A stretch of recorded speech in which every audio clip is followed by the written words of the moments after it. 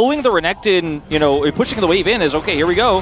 Yeah, Pyosik fighting against Owner here, who does manage to steal this one away. There's a lightning rush over. The stun comes out immediately, though, from Perfect, and Pyosik gonna get smashed into the ground. The flash out from Owner as well, as now Zeus is in an extraordinarily uncomfortable position. Seismic Shove is going to miss, and oh my goodness, is it going to work? The turret! Oh, he was almost out of there. Gotta make this work, Pyosik. 3-6 is gonna be tough. Yep, Slicing Maelstrom is going to be used on the minion wave, and now Perfect just trying to get towards it, wants to get the mana as wants to get the experience, as Owner was tanking this one up. We've got dives everywhere, though, as Beryl goes in and straight up whiffs. That's going to be the crash down from Carrier to try and buy some space, and Gumayusi should be falling here somehow. It almost worked, but it is going to be the 1 for 2, and T1 just kind of winning everywhere. Yeah, this is a disaster for KT Rolster. Pyosik felt so hard forced when he saw Owner topside there to make this dive happen. It's just so difficult to do. The crash down from Carrier was so well played, and if you're trying to on the stuns and say no. Right now, there's a Magnet Storm and a Bullet Time, and Featherstorm does need to be used. In comes Owner, though, as that's Beryl almost surviving. Deft also being able to get a fair bit of damage back, as now BDD throws down the wall. Carrier going to knock him off. That's going to be so much damage onto this Talia, and Seismic Shove is going to miss. BDD has to flash to get out. Carrier set up for this. It's the easiest combo in the book. Meanwhile, yep, Seismic Shove is going to be utilized here. The Renekton Talia combination, some Shuriman friends are going to be able to take down the little Pikachu guy as T1. He is going to commit the teleport. This will be seen by the wave, and Perfect still has his, but they're not going to be able to get. Well, Pyosik really wants to kill Gumayusi, and he is just going to press the button and go for it. The quickness is down as well. Gumayusi is extraordinarily dead. Composition for T1 because, okay, we'll see something before that. Yep, Perfect is just going to pre-dominance and try and keep himself alive, and it ain't going to work at all. Should still be able to get the turret here before Deft does. Yeah. And that is going to be first turret going over to the Kennen, who was able to get a ton of plate gold, 375 plus the kills. He is just so large on that Thunderbolt Pikachu, you know, the namesake of this player, why he always does the Z for Zeus, but also for Kennen. In the Thunderbolt, you know, shape that he makes it in. You guys, Beryl's moving on over, just being a little bit frustrating here as this Cloud Drake is going to be secured. I am intrigued as to whether or not, you know, KT can make it work, as I've seen this on the top side of the map. It's going to happen once again as there's the flash forward from Perfect. He avoids the Emperor's Divide, and then Pyosik just goes through it. Bolt Breaker comes down, but it's not going to be enough. Carrier is going to pay for his sins, but he flashes out of the way. Bullet Time to celebrate. And T1 are going to survive. Yeah, unfortunately, Atlas, we've been talking a lot about further, and they're going to get a turret for this as well, it looks like. Yeah, all 5 of them are over here. Seismic Shove goes wide. Perfect soaking as much of this as possible, but this is a foregone conclusion. Having so much pressure that you can take those risks, that you can kind of play a little bit fast and loose and still get away with it. Does feel very T1. The spotted on that control ward, and there we go. Perfect still going to get tagged with the Shuriken. And Faker comes down. Renekton is very much going to die. It's just whether or not KT can find anything as a result of it. Chip away at this and get some control of the river back. Perfect has TP in 10 seconds. Oh, too late. This dragon is still up and available. Faker is going to go golden, but there's the quickness. The bullet time is gigantic, though. And even Faker's sweep is going to work beautifully. Now Deft, yes, he pressed the Featherstorm, but he comes down into hell once again. And T1 are going to super far behind, but Faker bought that Seeker's Arm Guard. He had the extra eco with some of that extra plate gold to pick that up. Didn't finish his Leandri's. Isn't that as interested in that, because he just knows that if he has enough money to buy the stopwatch, he will be safe in almost any scenario, and he is with the Soul Point. Also, I feel like we're watching the last series. You know, this is kind of like the advantages that B&K were getting, where they were the ones picking up all of the neutral objectives, but also winning the fights, winning the map, taking the turrets. And this is the T1 that we grew to expect, that we haven't seen for the last couple of weeks. They are going to be able to break open the base here on the bottom side of the map. And I think that I don't see really a way back for KT unless there is some sort of miracle. Yeah, I think BDD was maybe hoping for a crazy flank there, but no one's vulnerable. Well, it's trying to throw some rocks on the ground and things like that. T1 not looking too worried about it. In a turret in the mid lane will be just sort of looked at momentarily, and that does go down. Doesn't have TP right now, and T1 just slowly grinding them out of the game. Yeah, Seismic Shove is going to connect, and did we notice? Not really.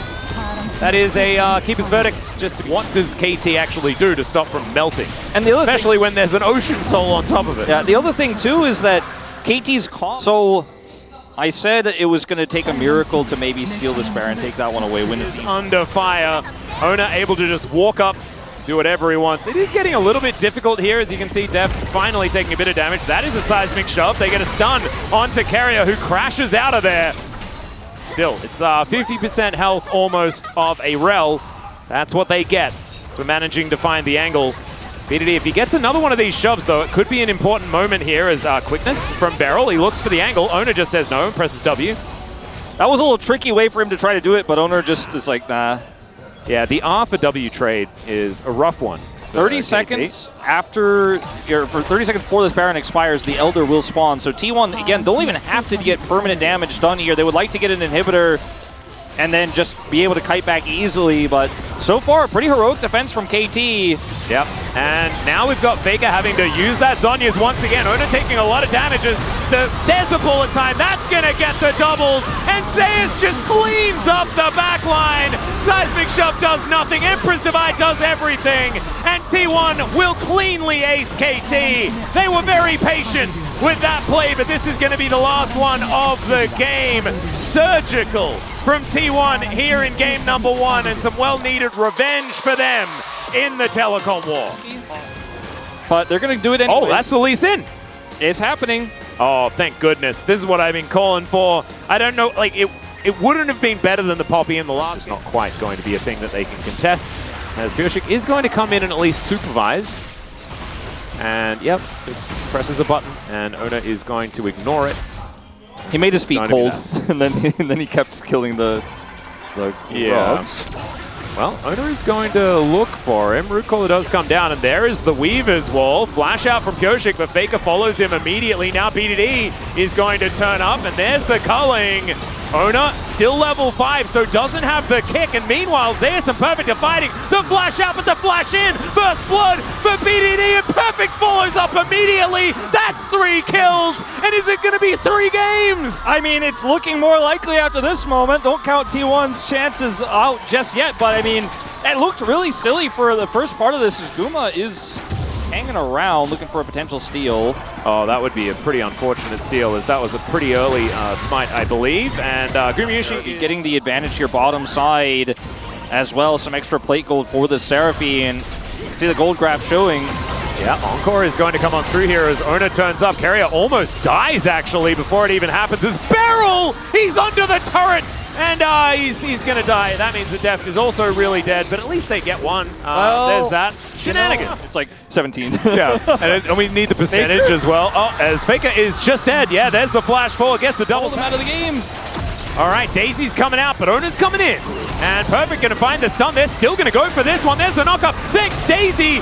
And out goes Ona. Let's see whether he can keep himself alive, though, because Daisy's still in amongst it. The Root Caller helping the Renekton get in. Another Zenith Blade. Where's the turret range? Where's Gumayushi's health bar? My goodness, the damage to come out from... That's just... They were the girls from our picture-in-picture before, as another Encore going to come in, as Carrier's going to get solar flared as well. There's a Zenith Blade from Carrier one more time. Sorry, from Beryl one more time, as Faker is once again fighting BDD. This time the shove into the rocks is going to come on through. He's playing with fire here as Ona comes on over, but Pioshik in perfect position. Sonic Wave not going to find the mark.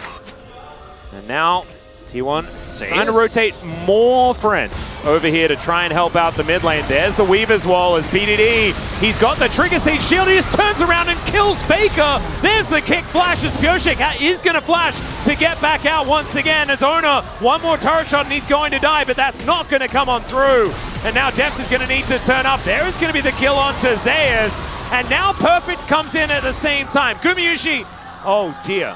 Let's see whether he can get himself out of this one. Perfect is going to have a slice and or dice coming up relatively soon. His flash is also only a couple of seconds away. The flash comes through from Gumayushi though. That is going to send them out of there. Somebody check those AP ratios on the Seraphine. This is a little out of control. BDD gets the shield, trades back the kill, so very proactive here from T1, but it ends up backfiring as, I mean, it turns out playing they opted into this, by the way. Playing the Sejuani into the Seraphine is not very fun, especially when there's a Leona to just kind of bully the cow, or pig, rather. Boar. Yeah. He got there in the end, but Poor Bristle. Owner is in trouble. Oh, this is live. Okay, yeah, Daisy's going to get another knock-up as Perfect comes on in. That is going to be the kickback, and that should be enough to disengage, but he has to get the heck out. Greedy. It's going to take Ivern a million years to get that dragon, but... Yeah, very true. All right, Perfect is just flashing forward. This guy is angry. And now Gumayusi completely out of mana, but did manage to throw down the Dawning Shadow at least. And should be able to walk this one off. So, it's so greedy what T1 did there. Angle, Owner biding his time, but for what is the question as T1 they are going to be able to means that now T1 find themselves a little bit late to their own party, and it's going to be the outer turret taken. KT now. This is going to be a TP top for Zeus. They're going to try to push mid at the same time. There's the flash forward as Faker's going to get interrupted. No writing on the wall for you, sir. And the Solar Flare is going to find the sweet spot. That is an interruption, but PDD is just going to zap him down. And Faker finds himself 0 and 4, unfortunately. And KT, they're going to put Perfect in the bottom lane. He's going to take down that inner turret. And it's just like they just took off the clothes from the last game and replaced them. T1 is basically trying to do so much here. They're not okay. It should still be the turret. Yeah, you can keep talking so about anyway, the other thing. I feel like the KT is not gonna let them have anything. BDD? Yeah, he's going to be in a whole host of trouble. The Dawning Shadow is even going to help out, and the turret loses interest in stopping T1 here. So KT will be able to answer with a dragon. They finally got him. Yeah, utilize the Ivern and the shields. The more value they're going to get is, okay, Beryl could find himself in a rough spot, but he's going in! There's a turret! He has a Zenith Blade, and he's getting under there, and he's surviving, for goodness sake! That was way too long to be alive, as now Deft will finally turn up. Speeds himself through here. Perfect is now going to find his entranceway, but KT have already lost one. Seismic Shove is going to knock back the Renekton, and he could be the next little pickup here as they take down the turret. Perfect is going to be alive. He's much less squishy than he was in game number 1. Has another Seismic Shove. This time, he is definitely dead. The Encore! And Deft is able to help take down Owner. Gumayusi follows immediately as Deft... I mean, the Seraphine is doing ridiculous work. He does for an opportunity. I don't think he's going to be able to steal away this Drake. That is going to be the sole point picked up by KT. Now, the Weaver's Wall comes in. Look for a flash play onto Owner. That is a miss, though, unfortunately. There is now Perfect looks for the pickoff, and Senna is just dead. Seismic Shove used defensively, that is decent peel, but now the culling comes in. The Redemption layered on top. The teleport flank angle, and there is the Encore. Zeus going to be taken out. Deft is answered though. Carrier going down very low, and KT, they still have their 80 carry because it's BDD. Yeah, you know what? T1 gave up their control of the bottom side of the map here, but they completely did, and then Kojic was able to set up brushes here. Then Owner looks for a W, and the AP ratio on that is pretty good, and you have the Ivern as well, so it's just able to get on in here. That Seismic Shove not really going to find too much there, as Fake is just going to have to back off to the next line. But he's just been so careful this game. It's kind of insane. Yeah. And he just understands that he is the one that has the target on his back, and he's going to play around. Yeah, looking for this one. Deft realizing that that wall is in a rough position. Let's see whether they can keep themselves alive. Is Perfect? You are just dead, my friend. The rest of your team would just put up the brushes, use your setup. Owner now just going to be chased out by Beryl. There's a Weaver's Wall as Beryl's getting amongst it, going to stun him up here as the high note is so good. Solar Flare going to connect onto Owner as well. Remember, he does have a GA, so he can keep himself alive for a lot longer. What if you were a champion with CC, shields, a little bit of healing, and also a bunch of damage? Yeah. Would you be Seraphine? I think you would be in this game. Huh, yeah. It's actually crazy. All right, now they're going to start the Baron. T1 all around them. Yeah, there is a Seismic Shove, going to connect onto Perfect. Down to 50%, the Shock Blast is not going to land as Owner. Can he be the hero? He gets it, he steals it! And he is going to go down to the GA. Can they get themselves out alive, though? That's the question. Even Owner is able to survive, but Gumayushi's dead. The Jace is dead as well. There is not a lot of damage left in this composition. And the kick out onto Pyosik there. Deft is probably going to have the damage if he can actually land a few of these buttons. The smite comes in, and there it goes. Surround sound means that he's just never going to be able to touch the Seraphine, and even though the Baron was picked up here by T1, it's likely that KT can still do some big damage to this base. I mean, Zeus, he did kill a lot of shields in that fight, but otherwise not able to do a whole lot. Faker alone to defend is going to be so difficult. Guma not really an AD carry here. They have Baron buff minions. Oh, another Solar Flare that really nailed the minion as Faker's going to go golden. Seismic Shove connected in the meantime. That looked pretty good, but Faker is still dead. And Daisy, she's just wandering around. Keria going the wrong direction, throws an ulti to Narnia, and he will be taken down. It's BDD collecting his 8th of the game as Gumayusi slinks into the mist, but he might want to stay there as this game is over. KT roaring back into the series. It would not be a telecom war without 3 games.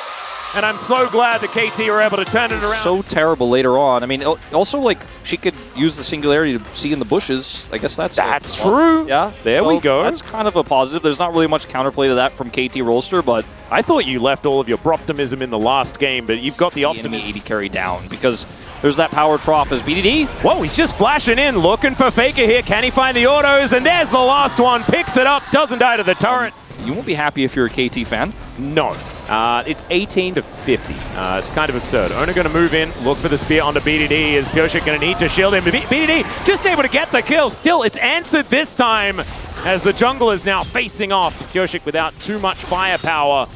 And Deft continuing to get zoned. So yeah, I mean, BDD did have that kill. There's a hook onto Keria there at the same time as Beryl just desperately trying to do anything that he can.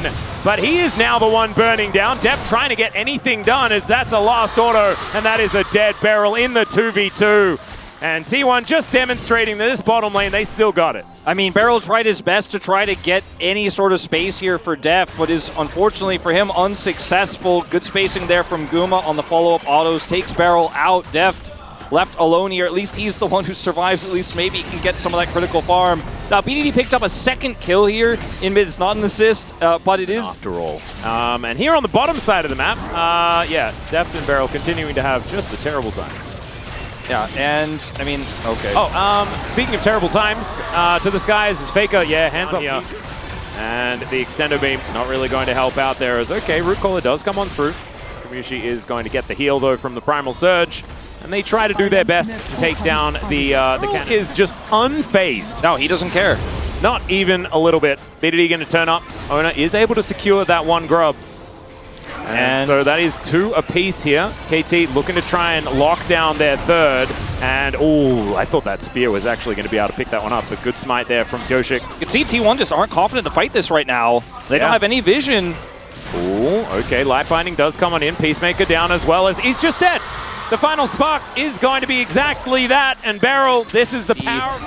And we're starting part 2, this time on the Herald, but this time T1 a lot more control than they had the last. Yep, Ace and Hole going to come on through as there is the depth charge onto the Nidalee. He's burning, but so's Beryl, and there's Faker picking up his... Try to follow up and punish those low health bar champions on the side of T1, and that's the Herald going over. Yeah, Shirelli is coming in relatively soon as there's some redemption damage, and the flash forward from Beryl. Gumayusi, he does not have his flash available. Root Caller comes down. There's the hook. BDD's like, give me my 4th, and he'll be able to pick that one up. Beryl, he's on the prowl once again. Gumayusi going to be in trouble here as Perfect is just going to put him into the death realm. What are you going to do about it? And the answer is die. And then a whole bunch of stats now go over to this Mordekaiser. Hooks connecting, but the final spark is just going to end them. The all-out comes through from Zeus, and now the flash forward Deft smells blood in the water and wants to get some sort of kill here as Zeus getting himself out. BDD presses W, but I don't know whether they're going to be able to quite find it as finally the kill comes in. The answer starting to kind of sort of be relevant in this game. I don't know if we should watch the whole thing, but anyway, they end up killing Zeus here as well. Happening as this game goes on. Look at this gold here in turrets. 3,000 nearly for Zeal. All right, going to not necessarily find the target as Keria just explodes. Beryl's going to be traded. But now BDD, he's on the prowl. The all-out angle is going to be there for Zeus, and he drags the Jace into the team gorgeously. Quite difficult as they are doing the dragon. It's very easy to do dragon when there's actually no one around. because trying to set up an engage or a pick is so challenging. Oh, Carrier going to be able to find a bit of a combo. There's the spear to land as well. Beryl is just dead. There is going to be vision going into this Baron pit. Pioshik does have his flash available. Can he be the hero is the question. The answer is no. Zeus just said, get out of here. The Baron's going to be secured. Daisy's going to be taken down first. Pioshik is destroyed, and T1 just snowballed the fight so beautifully. Yes, Perfect is able to kill a Lux, but I think Carrier did his job this game. Faker going to be able to lock down that kill. It's now 12-8. The gold lead is skyrocketing. And then Baron is up, and it's already 3,000 gold. The power play, 4,000 was legendary, and it's probably what's going to win T1 this telecom war. Yep.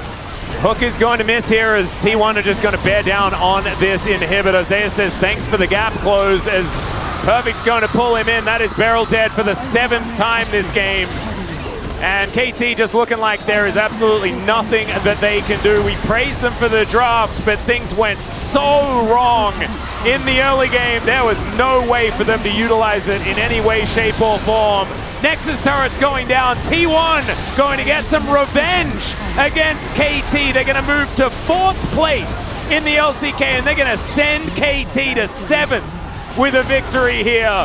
Deft is trying to kite his way out of this one, but he's not going to be able to. He wanted to kite his way out of the early game. This is the way that he gets out of it, and it's via defeat at the hands of